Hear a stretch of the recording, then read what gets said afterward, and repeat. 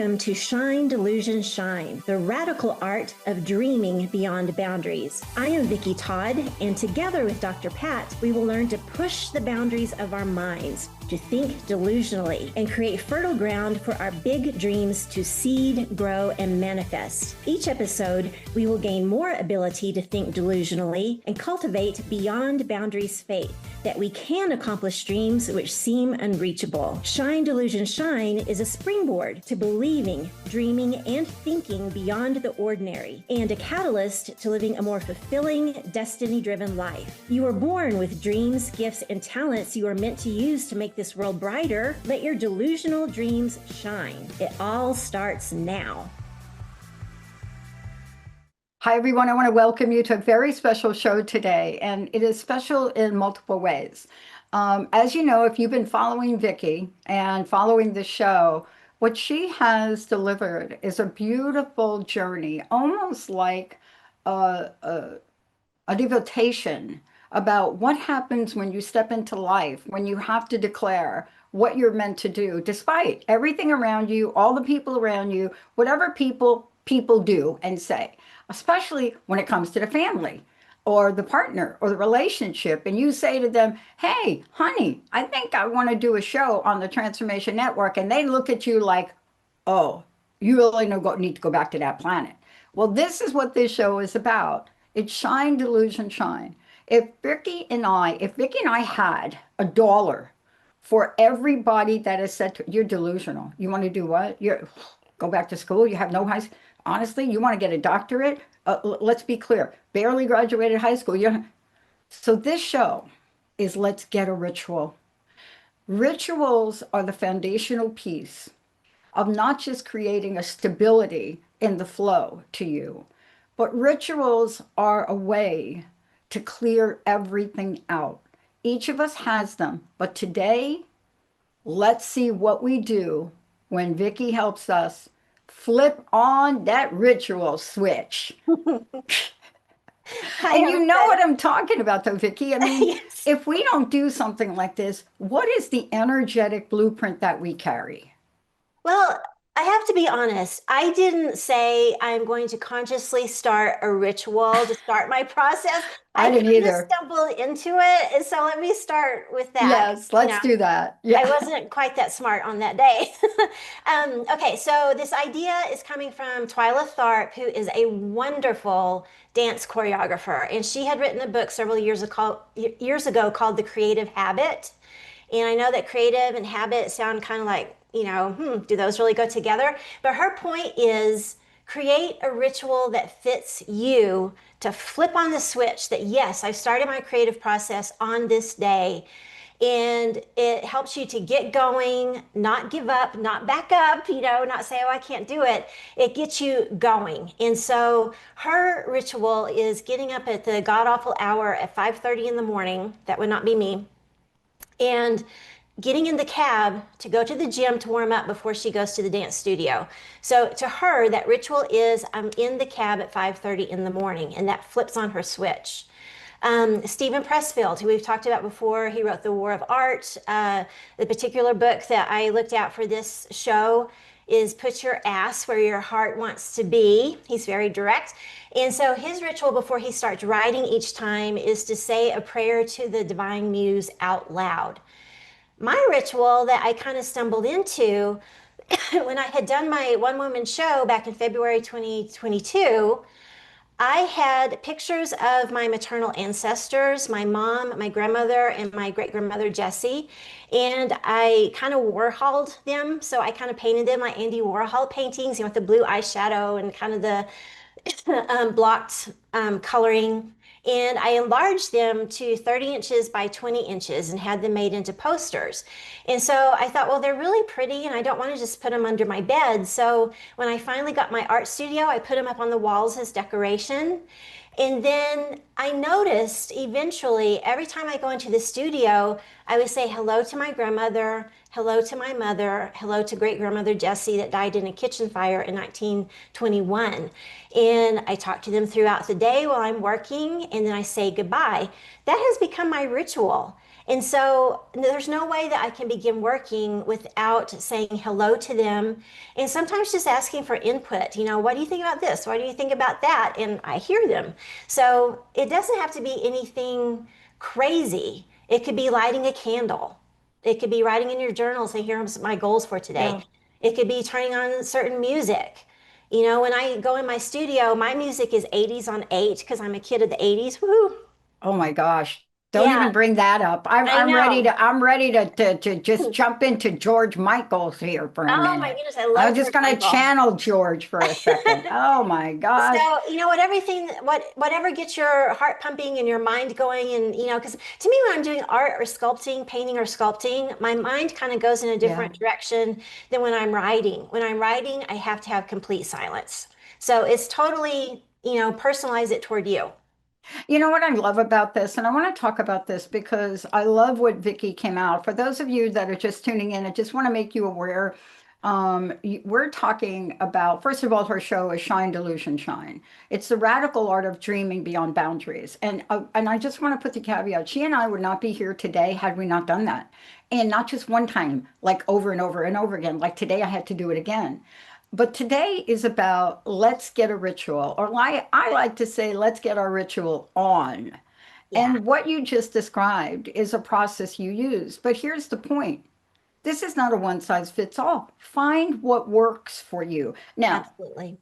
I have the berries coming out now, the blackberries in the sacred land back there that's untouched, and the blackberries are like crazy here in the Pacific Northwest.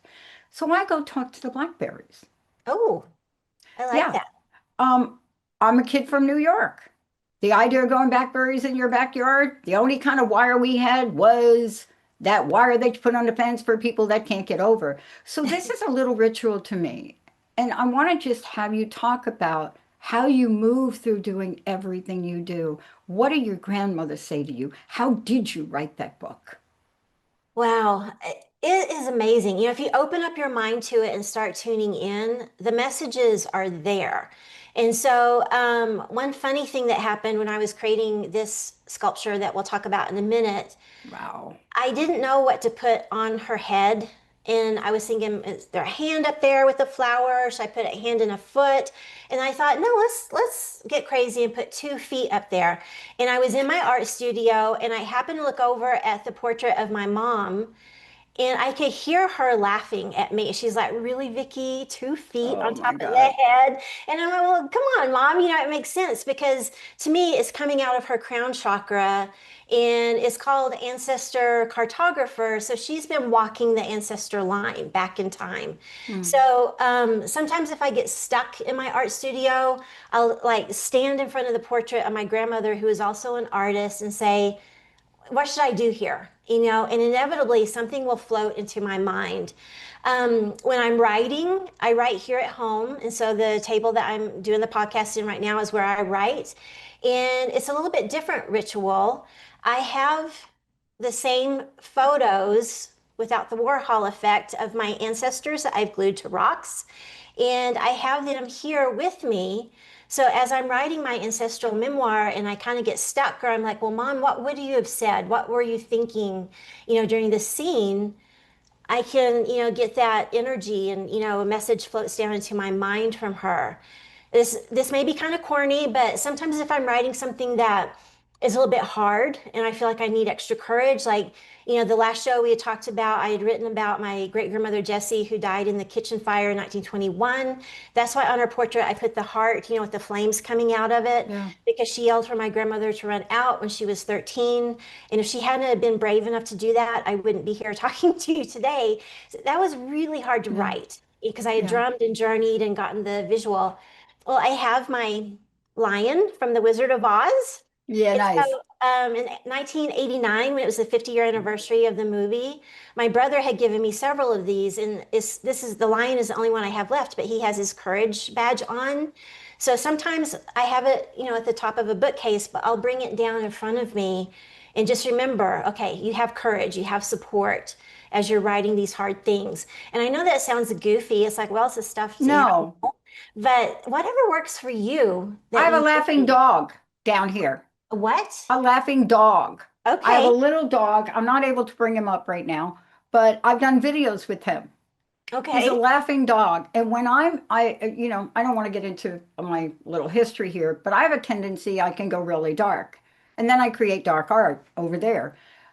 But I need the dog. The dog's got the batteries, and I put the batteries in, and I put him up here. And every time I move, he's, what do you call that? Move sensitive kind of deal. Oh, motion Oh sensor. my gosh, he goes crazy, falls off the desk.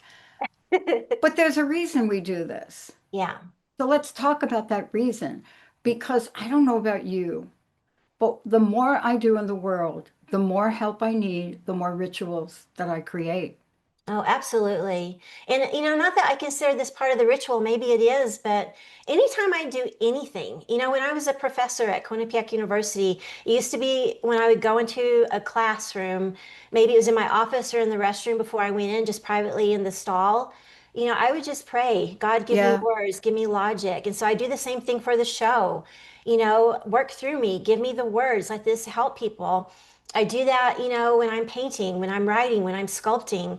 And if I start to feel kind of stuck, I'm like, okay, God, Jesus, I know you're helping me. And, then you yeah. feel it goes through. So I ask for ancestor help. I ask for God, Jesus help, universe help. And so whatever it is that makes sense to you, Yeah. you're working through your higher power, your true self. And so any of that, is going to help you push through and I think bring out talent in you that you did not know that you had more than you can do on Yeah. your own. Well, I want to take a page out of your playbook. And I saw that we were talking about it today, but now I can talk about how seriously important it is. So we all are working remotely, and each of us has set up our own space. But I literally carved out a part of my house for Yeah. both me and Linda. But when I moved into this space that I'm in now, it just didn't feel right. I mean, I had all my things in it, but they weren't, I don't know the right word. They weren't energetically chatting with each other. So Okay. Linda, as amazing as Linda is, she's great with this. She's like, let's do it again. So we did it 4 times. Finally now, this is this is a little office that's spacious. I have more things on the wall than you can find in the Museum of Art, but they're sacred. And I want to ask you about sacred space because doing Yeah. that is a ritual, I think. Oh, absolutely. And that's another thing Twyla Tharp says in her book is take out any barrier, any limitation that is between you and your creative process, between you and creating your delusional dreams. And I've been on both sides of that, Pat. When I was in Texas and my first condo in Connecticut, and at the time I was only painting, and I didn't have a space. One place it was a one-car garage, one place had no garage, so I didn't really have a space. And so I had carpet everywhere, and I didn't have a quote unquote studio to keep everything out. So I had all of my acrylic paints and brushes in a box stuffed in a closet. If I was going to paint, I'd have to drag them out, put out blankets or towels, and that takes time. And maybe you have limited time. And I would do it, but it's like, oh, geez, you have to toil to get there. And like during COVID, when I was sculpting clay, and I didn't have my own studio at the time, and a lot of studios had closed.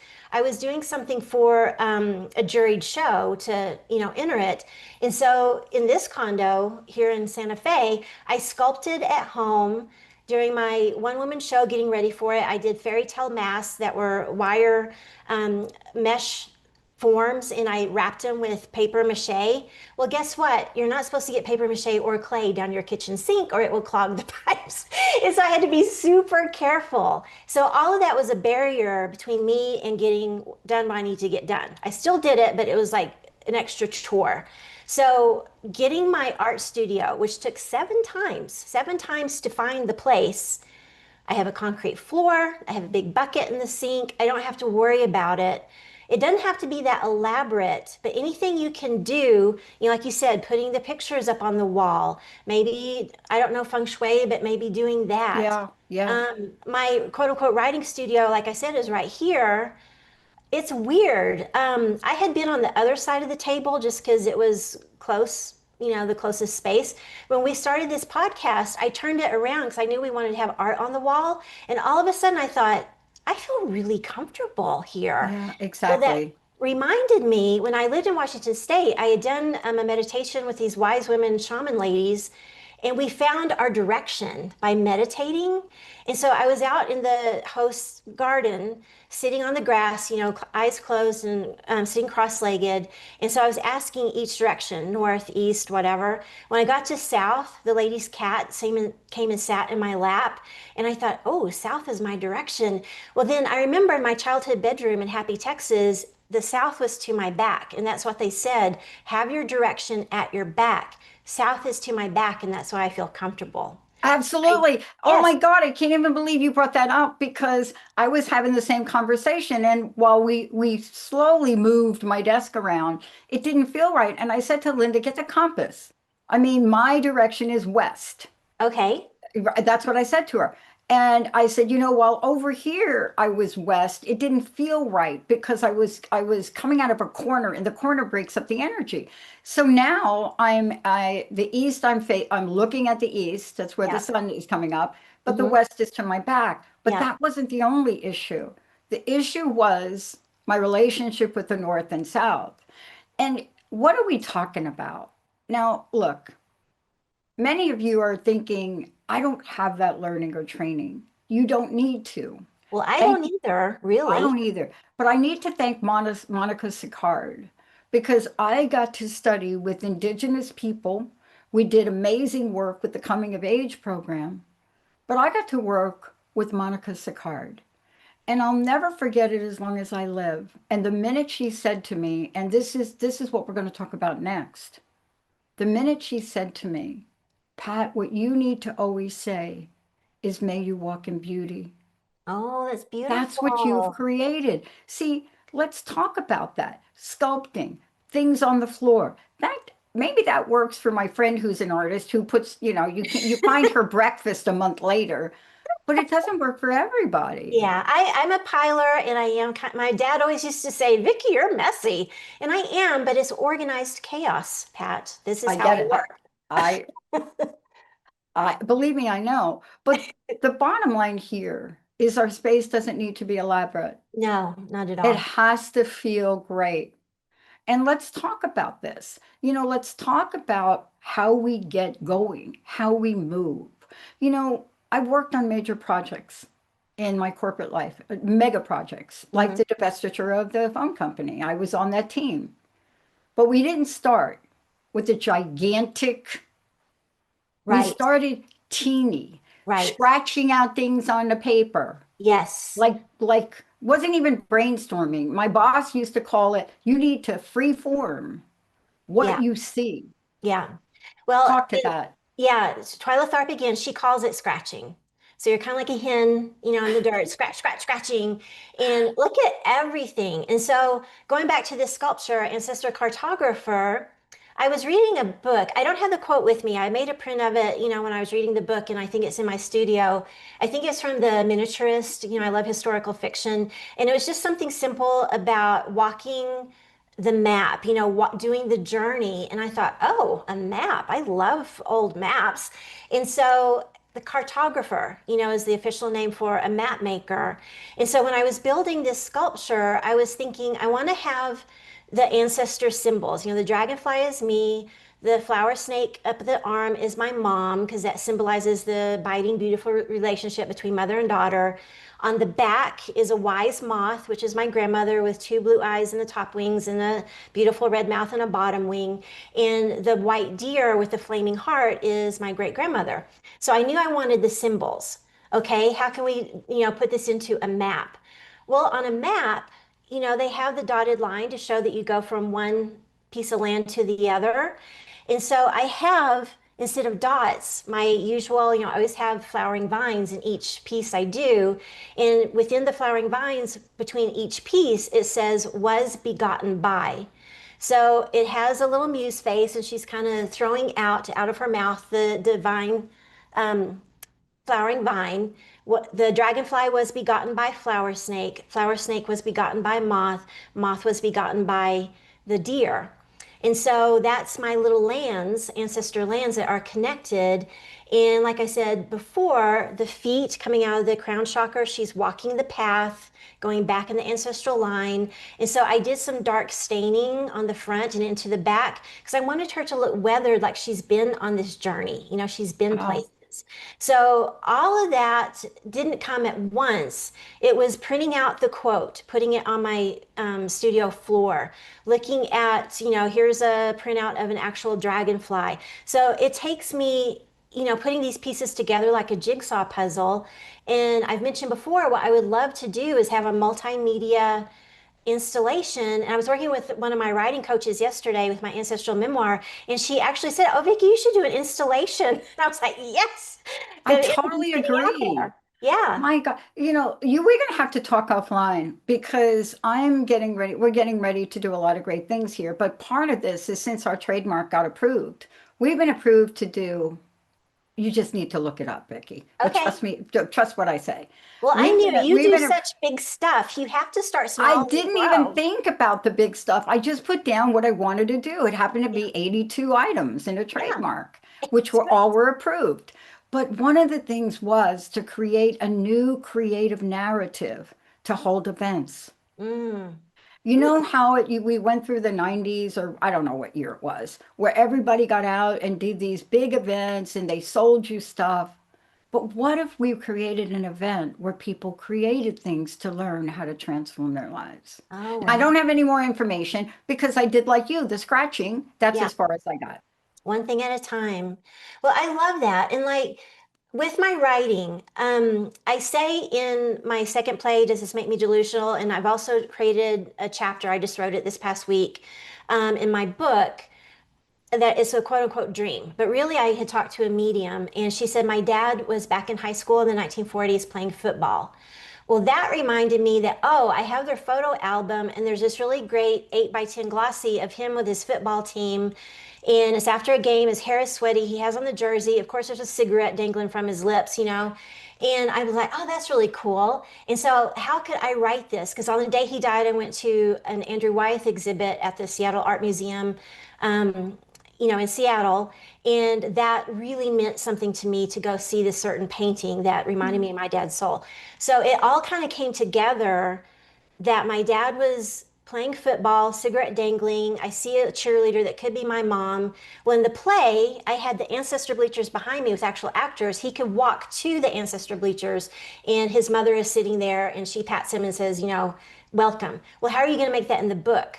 So I say the dream shifts, and he walks toward a huge set of bleachers with a multitude of people, and I intuitively understand that these are my ancestors. And his mom and dad, Pauline and Claude, my granny and granddad, are sitting there, and Granny says, "Welcome, son." So, you twist it, you change it, you sculpt it in a different way for each project. It doesn't have to be this is my set idea and this is always the idea. How can you shift it, to work in the next version of it? But this is really what we're talking about today. And first, before we keep going, I want to take a minute and let folks know while we're talking about things, Vicki, you're doing things. You have a studio, you're creating art, and we only get to do a few little bits and sound bites. How do people find out more about what you're up to, what you're doing, and also get to admire your art? My website is the best way, probably.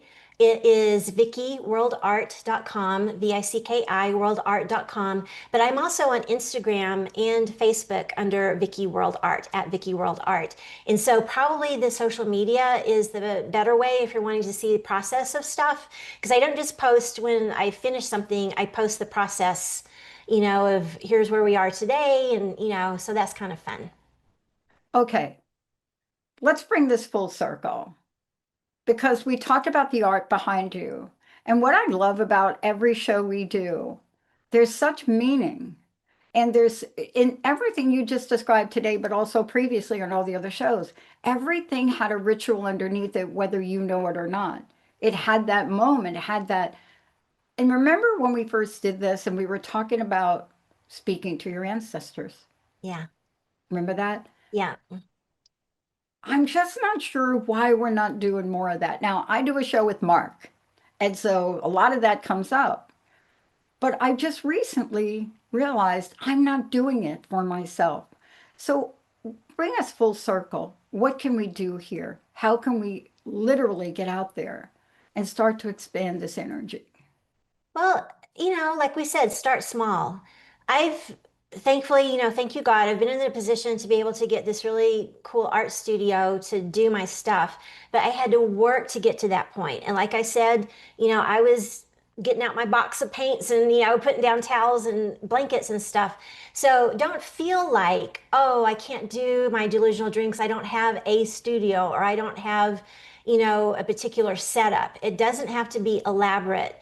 But set yourself up in a way that it's easy for you to work on your creative endeavors to get those delusional dreams going.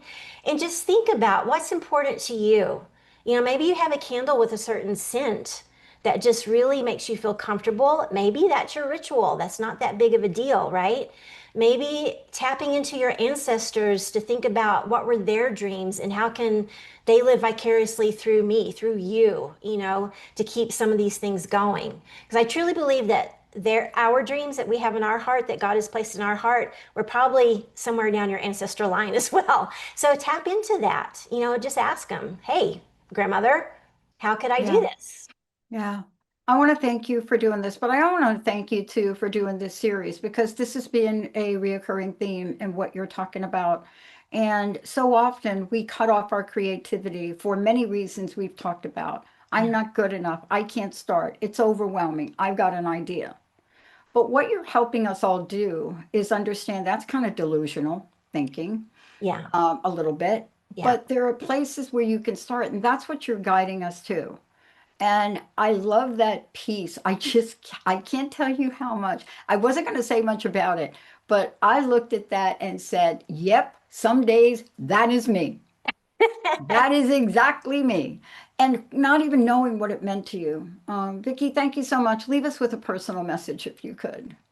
Well, I like what you said that you don't have to start big. If you start feeling overwhelmed, stop right there. Back it up and say, what is one little baby step I can take today? Sleep on it, pray on it, ask your ancestors about it, and maybe something will bubble up when you're least expecting it, like that scratching thing. So don't let yourself be overwhelmed. Start with one little kernel and then play. This is supposed to be fun. Play with it and see how it grows. And so that's why I like putting stuff on the floor because I walk by it all the time and it gets it down into my subconscious and then things start bubbling up. So don't be intimidated, just start and I guarantee it will start growing into these beautiful delusional dreams. Vicki Todd, everybody. And I want to just say to everybody, when you go visit her work, also you can follow her on social media and other places, but please feel free to reach out to her. She can also coach you and help you. She can help you really learn out of the gate that it's not delusional to live and energize your creative side. We'll see you all next time. Thanks, everybody. Thank you for listening to Shine, Delusion, Shine, the radical art of dreaming beyond boundaries. I am Vicki Todd with Dr. Pat. Tune in with us each fourth Thursday at 11 a.m. Pacific on Transformation Talk Radio for more simple, repeatable habits to identify the dreams, gifts, and talents you were born with. Expand your mind and believe your dreams can become a reality. We invite you to tap into the flow of the delusional realm with us to make this world brighter. For more information on living a more fulfilling, destiny-driven life and to connect with me, visit VickiWorldArt.com.